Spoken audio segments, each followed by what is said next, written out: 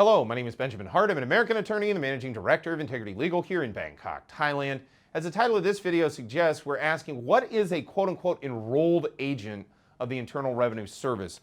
So I thought of making this video. Some folks have been talking to me about taxes, tax law, and I thought of making this video because I think people are not fully aware as to what an enrolled agent is. I think that they have some misconceptions about what it is. And I also want to explain what the difference is between a tax attorney and one of these enrolled agents, and even a CPA, a certified public accountant. So if you go over here to irs.gov, now bear in mind, this is the IRS's own website, irs.gov. So this is the government of the United States, specifically the United States' Internal Revenue Service, under the title Enrolled Agent Information. Now let's first of all talk about this title, Enrolled Agent. These folks are, by definition, an agent of the IRS. Now, as we'll get into when we're reading through this, they are not an employee necessarily, but they are an agent. So remember that. This is an agent of the IRS. Unlike, for example, a private attorney like myself, who basically is just a professional that you hire for your own assistance, this is someone who is an agent of the IRS. So let's get into this. Quote, an enrolled agent is a person who has earned the privilege of representing taxpayers before the Internal Revenue Service by either passing a three-part comprehensive IRS test covering individual and business tax returns or through experience as a former IRS employee. Well, first off, if that doesn't tell you what you need to know about this, I don't know what does. A lot of these folks are going to be former IRS employees. Now they're an agent of, an enrolled agent of the IRS, or there's somebody who has taken this three-part comprehensive test.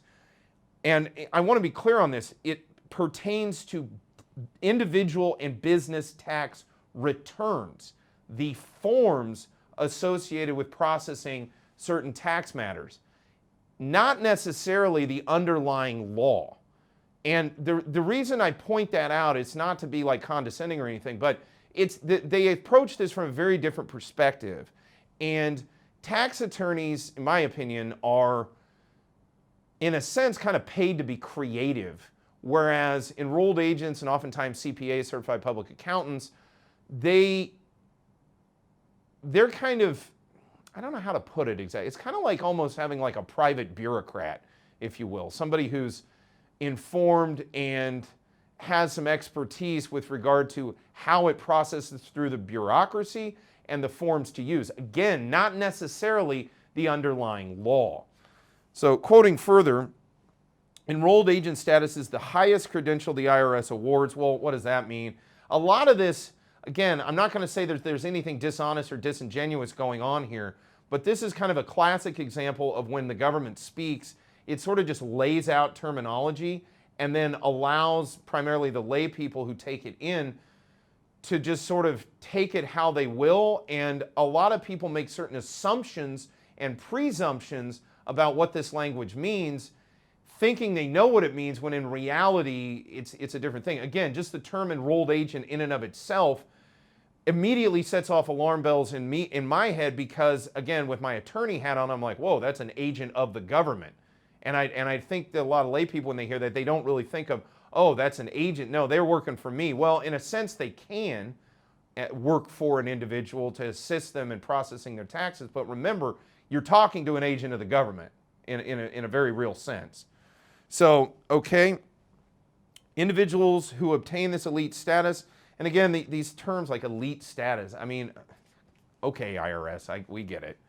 Individuals who obtain this elite status must adhere to ethical standards and complete 72 hours of continuing education courses every 3 years. Well, attorneys have to deal with continuing legal education, and yeah, we're held to pretty high ethical standard, attorneys, at the end of the day. Quoting further, enrolled agents and this is where I need to point this out, enrolled agents, like attorneys and certified public accountants, CPAs, have unlimited practice rights. Well, within the bailiwick of IRS, I think you could say that about enrolled agents. Again, enrolled agents are not attorneys, though, and there is a big difference there. Now, there was a time when I would have said, well, and you don't have privilege, attorney-client privilege, when you're dealing with an enrolled agent.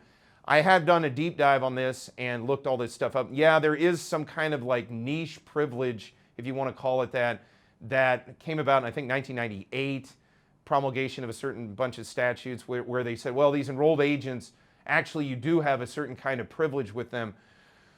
Okay, fair enough, but I got to be honest with you. Look, attorney-client privilege and the jurisprudence underlying it has evolved for hundreds of years. And in fact, most of the relevant case law pertaining to attorney-client privilege actually comes about in a tax context.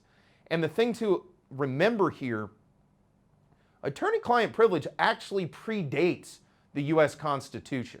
It existed under the British system of law that we used up to and to the moment of, if you will, the revolution in the United States, which created the United States of America.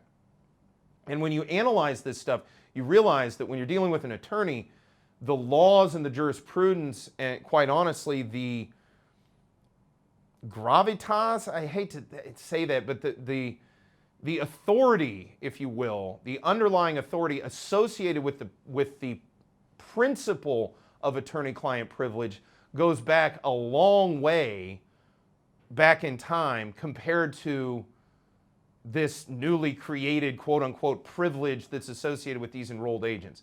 Point I'm trying to make is when you're talking to an attorney and you're talking to them under attorney-client privilege, you can rest assured that not only are they duty-bound to keep your information privileged and confidential, but they are also, if they were somehow compelled to be put on the stand, the court can't even hear certain things if it was said to an attorney under privilege.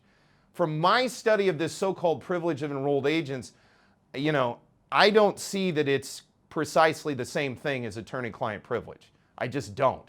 It's created by the state for agents of the state, and that's not exactly a privilege that I would want to fall back on if I was in a position where I really needed to sort out some sort of tax matter. My personal opinion, that's the case. Now, that said, I think it's perfectly reasonable to utilize a tax attorney and an enrolled agent sort of in conjunction. There are certain instances, I've referred cases to CPAs for years. I've dealt with enrolled agents in the past, and we end up, it sort of flows through me, whatever the client needs to get done, then I go deal with the CPA or I go deal with the enrolled agent. So the thing to take away from this video is enrolled agents exist. They do provide in many cases, very valuable service, very valuable function, but you need to understand that they're not the same thing as a tax attorney.